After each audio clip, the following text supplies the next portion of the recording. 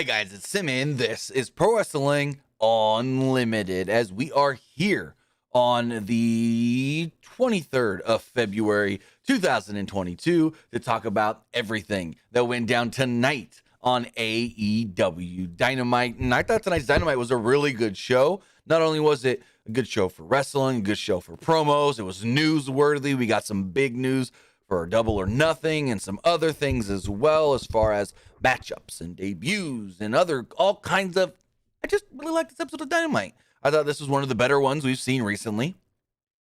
And it's interesting that.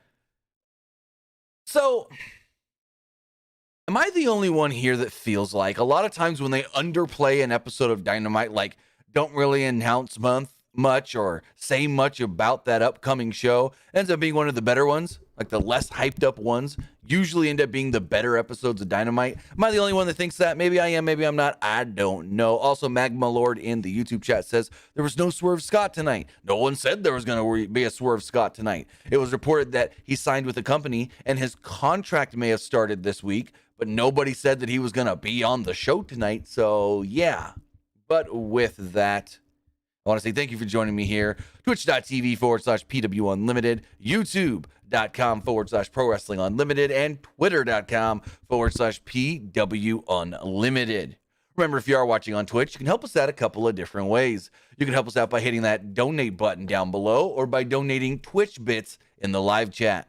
Also, remember, you can subscribe to the channel one of two different ways. You can either subscribe with a tiered subscription or you can subscribe with Amazon Prime, because if you have Amazon Prime, then you have Prime Gaming. All you got to do is take that Amazon account, take that Twitch account, link them together, bada bing, bada boom, you're Prime Gaming. Prime Gaming gives you a lot of cool things like free games, free stuff for games, and one free subscription to any Twitch channel you want to subscribe to throughout the month. And I'd greatly appreciate it if you subscribed right here, Pro Wrestling Unlimited. But on the flip side, if you're watching over on YouTube, you can help us out over there in the live chat with a super chat or a super sticker donation.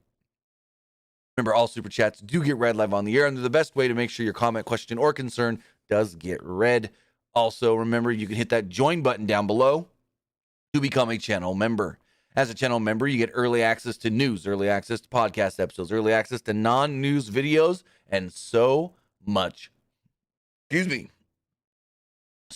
more. Plus, you can get all of that, but by more directly supporting us over at patreon.com/PW Unlimited. Also, remember, we will be soon doing a Q&A here on the PW Unlimited YouTube channel for members, or over at the PW Unlimited Patreon for subscribers over there. We'll be doing a Q&A. We're still waiting for more questions to get answered. So let us know what you want to know. It's both me and Nick answering your questions. I'll be the one on there, but if we get any questions for Nick, he'll give me his answers and I'll read them for you guys. Excuse me. And finally, head over to the Epic Game Store. Head over there and buy a game, whether that is the brand new Sifu, Rainbow Six Extraction. Still haven't gotten to Grand Theft Auto 5? Well, get into it. Buy it. Still want to play Guardians of the Galaxy? You can get it on the Epic Game Store. And when you do, it's going to ask you for a code. It says, do you have a creator code? You do. It's PW Unlimited. Use that creator code when you're checking out on the Epic Game Store. Or if you're playing Fortnite or Rocket League on your PlayStation, Xbox, or Nintendo Switch, you can use that code there as well. But with that, camera was off center. Now it's all kinds of wonky. I shouldn't have even touched it. Oh no, I fucked it all up. I shouldn't have even touched it. All right, here we go. Let's fix it. That's better. Now we're more centered. All right. Oh. But with that, head over to the Epic Game Store. Use the code PW Unlimited. Have some fun playing some games. But with that, we've got AEW Dynamite to talk about.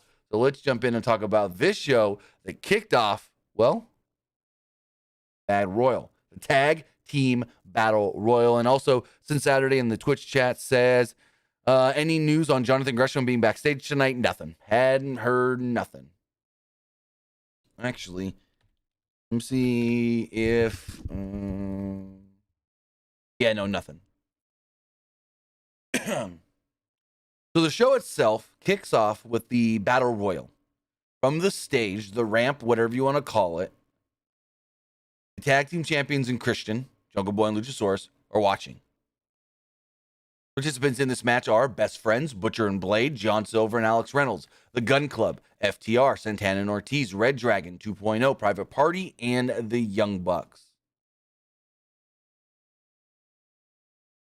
So this is one of those battle royals where it's like your teammate gets eliminated, but you can still stay in to fight for your team. It's not teammates eliminated, whole teams eliminated. We've seen it done in multiple companies both ways.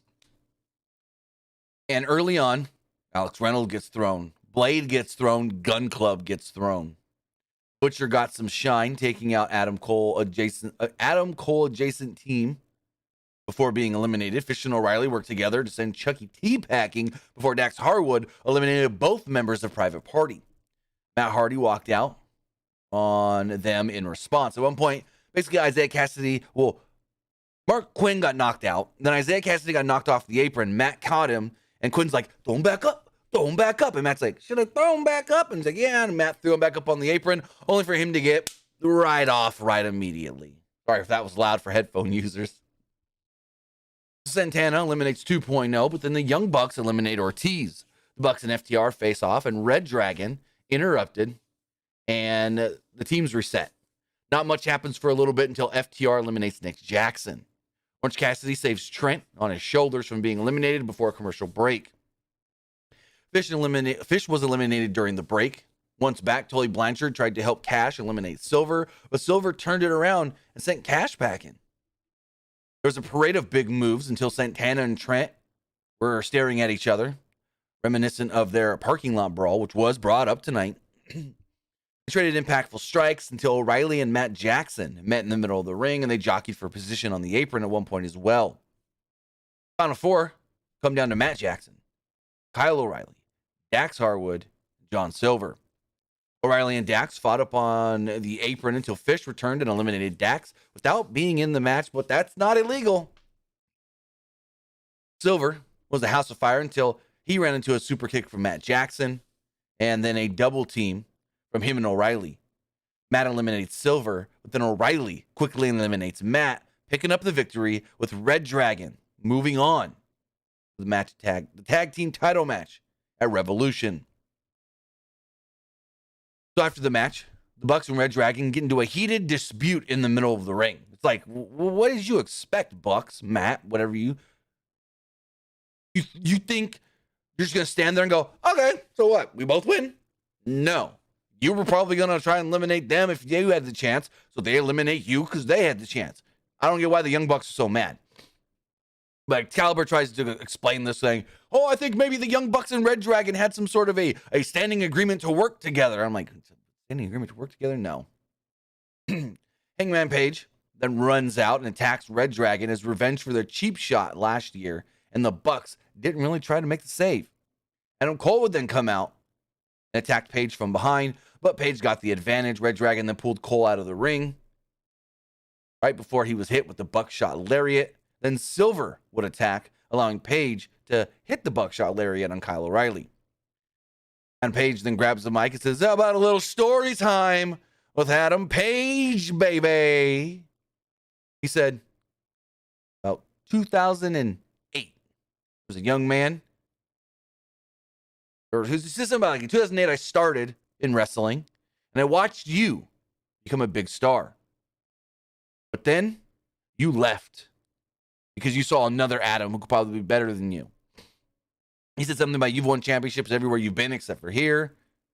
And there was a young man named Adam who won world championships everywhere. But come the pay-per-view and Revolution, he's going to draw himself 6 feet into the grave or into the ground or something like that. I didn't really write it down that well. But he basically said that he's going to beat him at the pay-per-view. You mean the Young Bucks should be mad they got screwed? I mean, did they get screwed? No, they got eliminated. You don't think Matt would have thrown Kyle out if that was in the same position?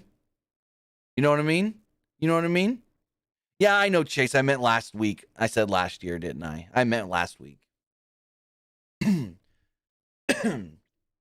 So in the back, Bryan Danielson was interviewed. He talked about Daniel Garcia's talent, but was frustrated that Garcia didn't see him like a mentor, like William Regal was a mentor to Bryan. He said instead, he's hanging around two geeks in 2.0. Danielson then said that he'd give Moxley answer tonight after his match with Daniel Garcia. Next up, we had an amazing MJF promo, and I'm messaging with Nick. We're talking about this as it's going on, and I'm like, this is one of the better MJF promos. And Nick goes, yeah, because he's not just spewing out his one-liners. He's talking normal. It sounds real, and it's not just him trying to cut a promo. It sounds like he's really telling a real story. And I'm like, I never thought about it, but MJF does just try to spew out those one-liners a lot, and this was not that at all, which I thoroughly enjoyed. So he comes out, and he looks all disheveled and sad and upset on his way to the ring, and finally just halfway down the ramp goes, cut the music, cut it. And he just starts talking. Crowd's over here chanting for CM Punk. And he said that, last week Punk had a picture of him and Punk. He was a kid. His meeting with Punk as a child meant the world to him. He said, just like you fans, when I was a kid, pro wrestling is what kept me going. There were days when I didn't want to get out of bed, where I didn't want to do anything, but pro wrestling kept me going. I love professional wrestling. He said that when he grew up, he had a lot of learning disabilities. He had ADHD, and people would bully him and make fun of him. He was harassed for being the Jew boy.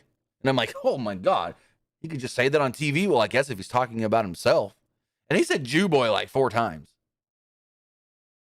He said that he played football, but even his teammates would harass him. But the only thing that cheered him up was on one Friday, back in the day, where he got to meet his idol, CM Punk. He said that coming out of high school, I had a lot of scholarships to play football at a lot of prestigious schools.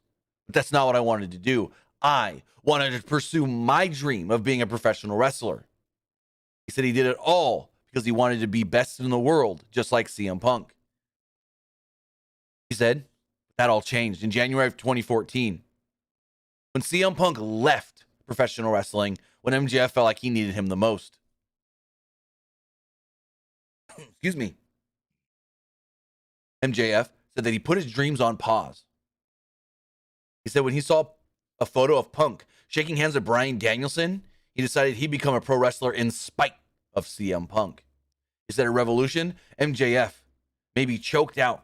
He said, Punk, you can choke me out with the dog collar. You can make me bleed buckets, but I'll never quit. Because then I will be like you.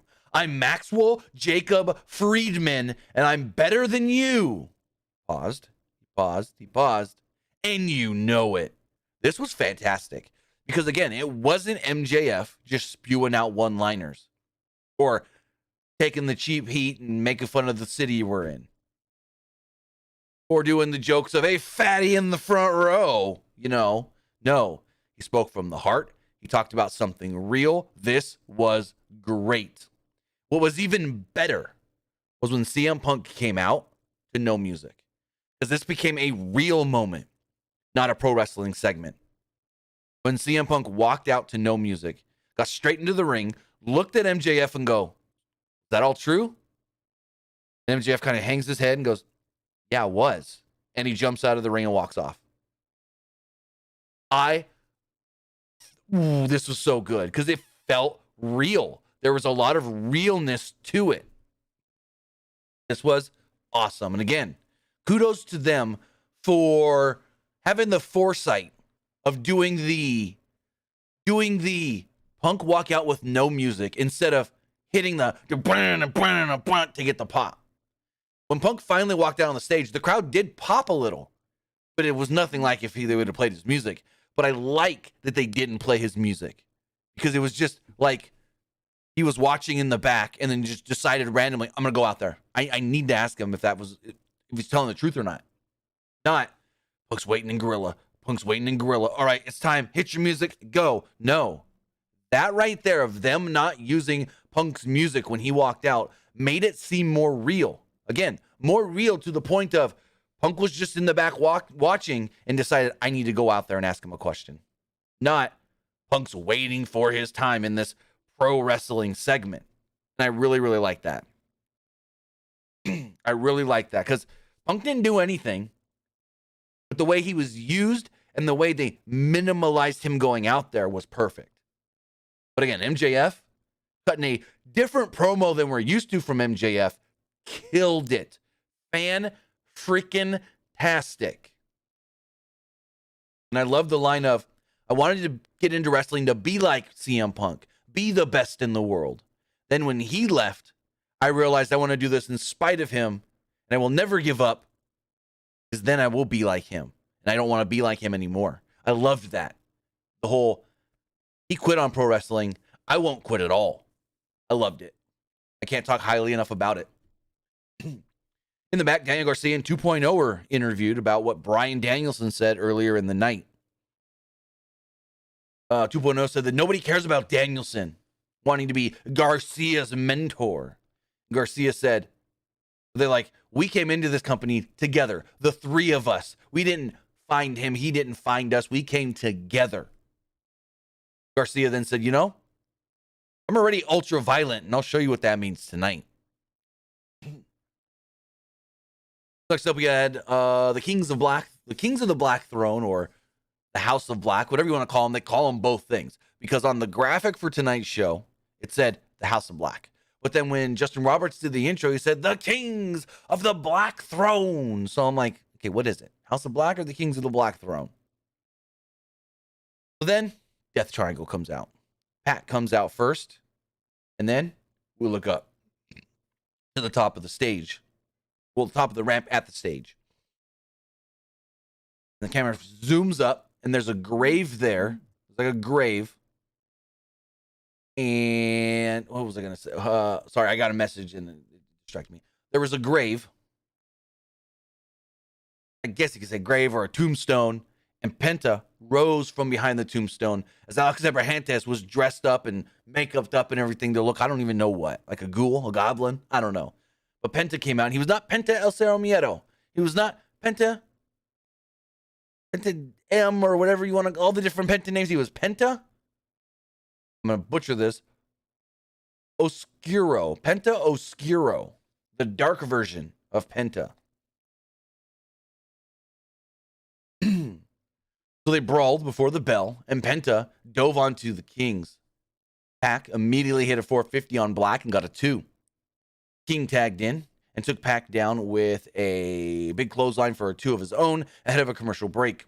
Once back, King used Pac to take out Penta before landing a big-time tope suicida. Black then tagged in and hit a German suplex for a bridge. The Kings went for the Dante's Inferno, but Pac broke it up. Pac landed repeat pump kicks and a German on King, and that looked very impressive. No offense, but the smaller Pac hitting the bigger Brody King with a delayed German like that, fantastic. Black made the blind tag, though, off the German.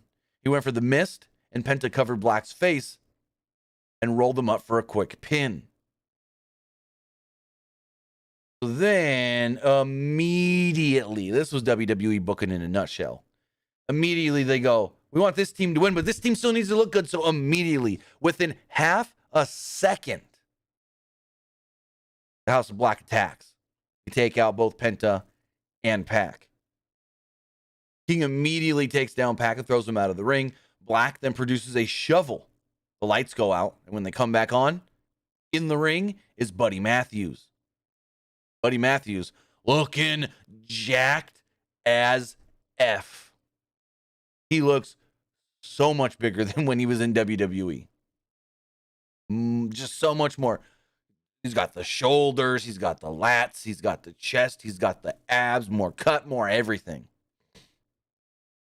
He confronts Black, because if you remember, Black's got that messed up eye because of Buddy Matthews.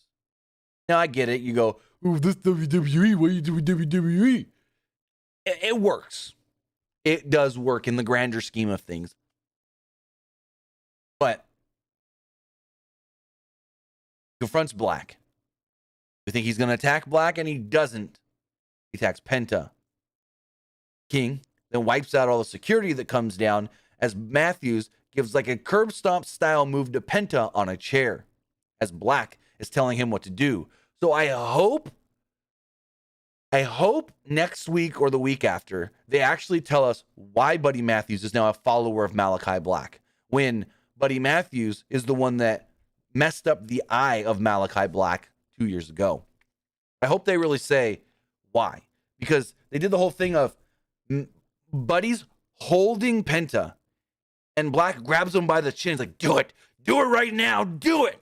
And I'm like, I like it, but we need some explanation on why they went from longtime foes to I now follow you. You know what I mean? Also, I do want to bring up this photo really fast. I just find it a little funny as far as the House of Black does go. Where is it? Kim Last Kicker. Whoops. Let's throw this image. I made a joke about this on social media. I said, which one doesn't look like the others? You get it? All body tatted up, no tats. But it works. I like it. I love it. I want some more of it.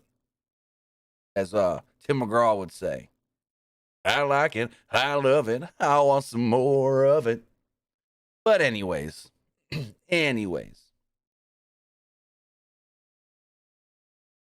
As we move forward. Also, speaking of, 3 men in House of Black, now we just need Phoenix to get cleared. Because he's still injured. Got that damn arm that basically was broke by Luchasaurus in that table spot. But I haven't heard when he's going to be back. Last I heard, which was 2 weeks ago, he was still not cleared. I haven't heard anything in the last 2 weeks. Going forward, we got a video package hyping up Britt Baker versus Thunder Rosa for the AEW Women's World Championship. Excuse me. Rosa said it's her time to finally win, and this time it'll count. Then we got Eddie Kingston and Chris Jericho. Eddie Kingston makes his way down to the ring. There's security in the ring.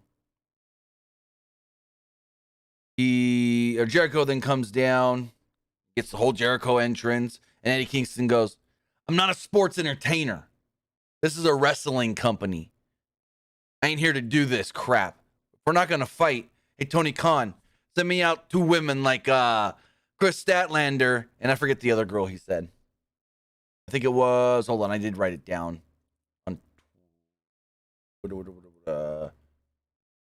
He said,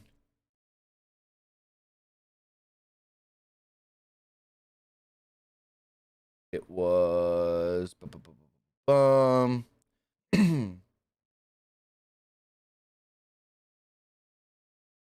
he said, hey, Tony Khan, get Chris Statlander and Willow Nightingale out here to wrestle. This is a wrestling company, not sports entertainment.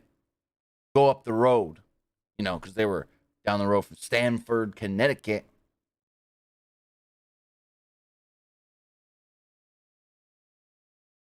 But Jericho said that this sports entertainment will actually be entertaining. Let me tell you a story. And I go, these fuckers just can't help themselves, can they? They can't help themselves, can they? Jericho said when Eddie Kingston signed with the company, a lot of people in the back were excited. But he immediately said, who's that? He said even at first, he thought they were talking about Eddie Edwards. Like, I watched the indies, but I still didn't really know who you were. He then said, but then when you came in and had that match with, what's his name? No, that's not what he called him. He called him, hold on. I got it right here. I tweeted that out. He called him, maybe it was, what's his name? Yeah, he said, when you had that match with, he pauses, he goes, what's his name? I realized you were something special. Because when I first saw you, I thought you looked like not more than a jobber. He knew that Kingston would become a big-time babyface. And Kingston goes, what's a babyface? Jericho continued to compliment Kingston in a backhanded way. Jericho then thinks that Kingston's jealous of him because it took Eddie Kingston till the age of 38 to make it to the big time. Jericho said he was at the big time at 22. Jericho said that when he was 38, he'd already done everything there was to do in pro wrestling. Main event pay-per-views, multi-time world champion, wrestle all around the world against all the big names. And deep down inside, Kingston doesn't think that he'll get to Jericho's level. Kingston then came back and said the only reason Jericho got all those accolades was because Kingston wasn't there to stop him. Kingston says he ain't going to politic backstage like Jericho does. So instead, quote, how about we fight at Revolution? According to Jericho, Kingston has achievophobia. He's afraid of success. Kingston's very first hero was his uncle. He was a failure. Same with his father. Deep down inside, Kingston thinks that he's a failure as well. Jericho said that he's the top guy in this company, and if Kingston wants him at Revolution, he's got it. Kingston wins. Jericho will look at Kingston in the eye and tell him he's got his utmost respect. Kingston then said that if they wrestle, he doesn't want that Jericho that had the mimosa match or the Jerichos that goofs around in this and that. No, he wants the Jericho that was the first AEW world champion. He wants the Jericho that his old friend Levesque hated. He wants the real Chris Jericho. Jericho said that he'd give him that and more. He ain't ready for what he's going to get at the pay-per-view. So it is official. They did announce it later on in the night. Eddie Kingston versus Chris Jericho for the no, not for anything, just at AEW Revolution. Chris Jericho, Eddie Kingston at Revolution. And then got a very odd Andrade Matt Hardy segment. So it's Andrade and Jose, Matt Hardy private party. They're talking about how Andrade's going to challenge for the TNT title on Friday. And I said, yes, we've had some disagreements, but the essence was that Hardy wants to team with Andrade and Isaiah Cassidy to take on Sting, Darby, and Sammy in the first ever AEW Tornado Trios match at Revolution. But here's the weird thing about this. This is what made it so odd. Was the whole time this segment's going on, we got like 1993 old school Japanese Konami video game music in the background.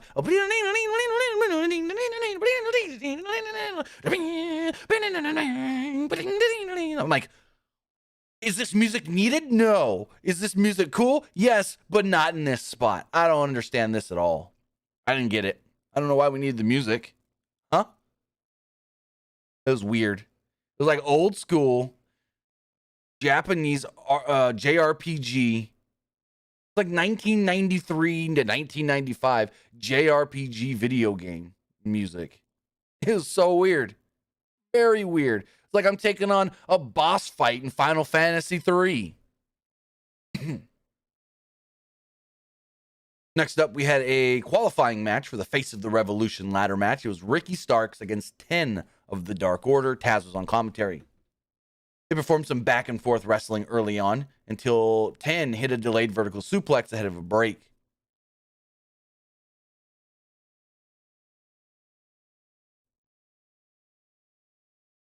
Starks then gained control during a commercial, but was leveled with a shoulder tackle upon return.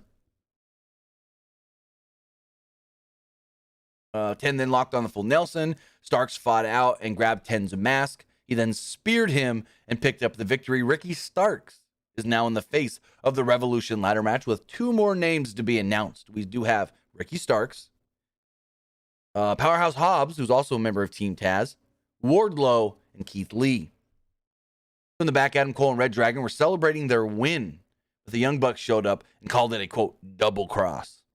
The Bucks stormed off, and Cole implored Red Dragon, get it together. Next up, we have the TBS title on the line, Jade Cargill against the Bunny. Jade dominated from the start, taunted with some push-ups as she held Bunny in an arm lock. Bunny avoided a strike and a whiplashed Jade's neck onto the ropes before sending her into the barricade with a Russian leg sweep. During the commercial, Matt Hardy came down and said he'd delete Mark Sterling. Once back from the break, Bunny landed a knee lift, but Jade caught a Thez press and turned it into a spine buster.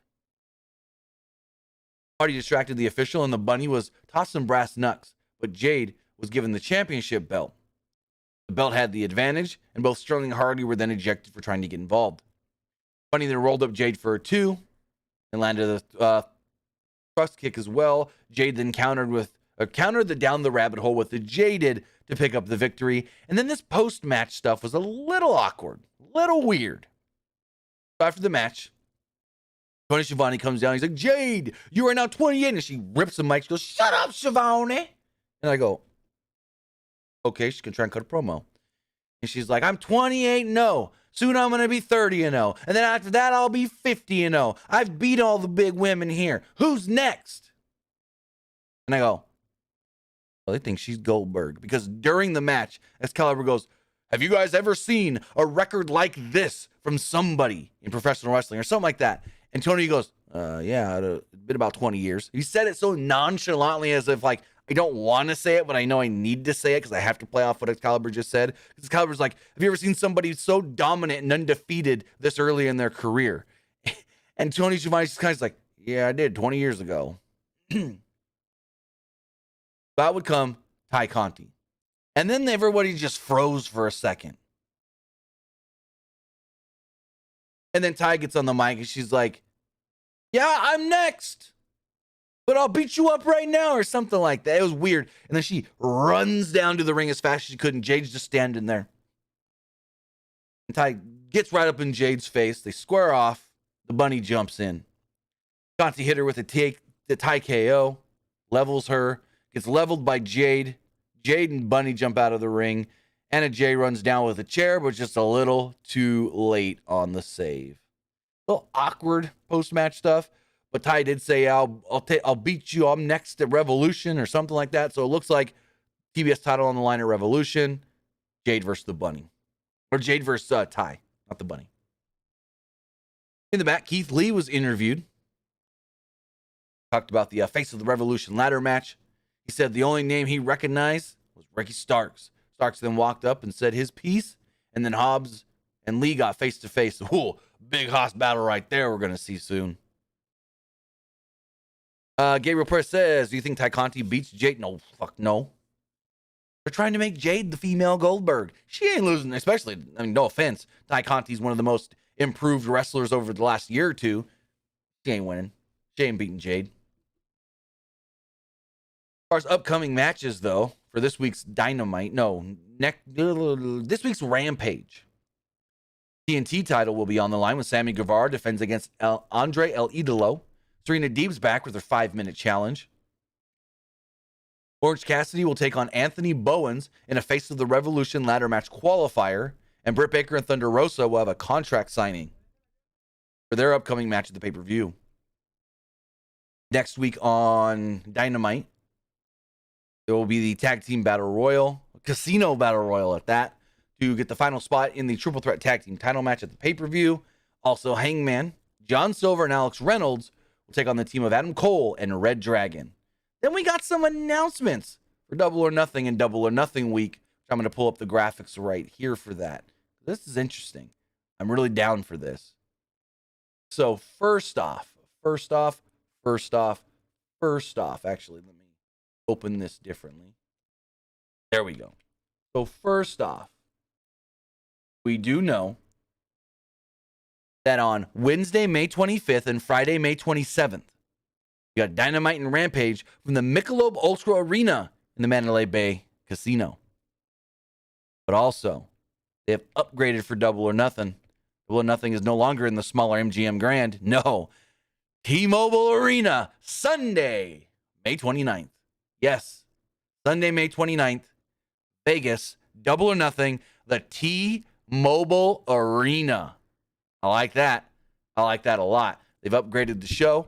They said, hey, thank you, MGM Grand, for hosting our first event, but we've outgrown the MGM Grand. We've outgrown that 11,000-seat building. Well, what is MGM Grand? MGM Grand capacity for wrestling, 11 to 12. T-Mobile Arena.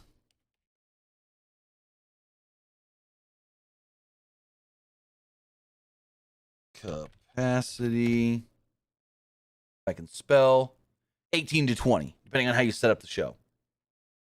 So good on